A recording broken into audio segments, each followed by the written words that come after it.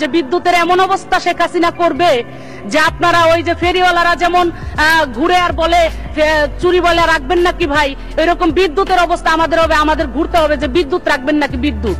ফেরিওয়ালারা যেমন ঘুরে আর বলে চুরি রাখবেন নাকি ভাই চুরি, এরকম অবস্থা হবে আমাদের বিদ্যুতের।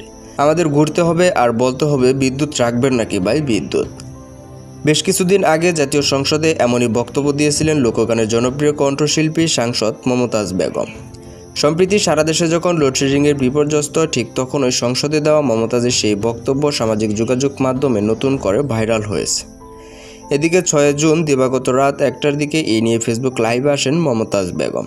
সকলের প্রতি শ্রদ্ধা জানিয়ে লাইভের শুরুতেই সংসদে বিদ্যুৎ উৎপাদন ও বিদ্যুৎ খাতে সরকারের উন্নয়ন তুলে ধরে যে বক্তব্য দিয়েছিলেন তা নিয়ে ট্রল না করার আহ্বান জানান তিনি আরও বলেন, আমি কেন বলেছিলাম সংসদে আপনারা তা জানেন। এটা তো মিথ্যে কথা নয় যে বিদ্যুৎ যে হারে সরকার উৎপাদন করছে সত্যিকার অর্থে সরকার প্রশংসা করিয়েছে, সেই প্রশংসা আমিও করেছি। কণ্ঠশিল্পী আরও বলেন, সাময়িক একটা কষ্টের মাধ্যমে সারা দেশের মানুষ পড়েছে, সেটা হলো বিদ্যুৎ।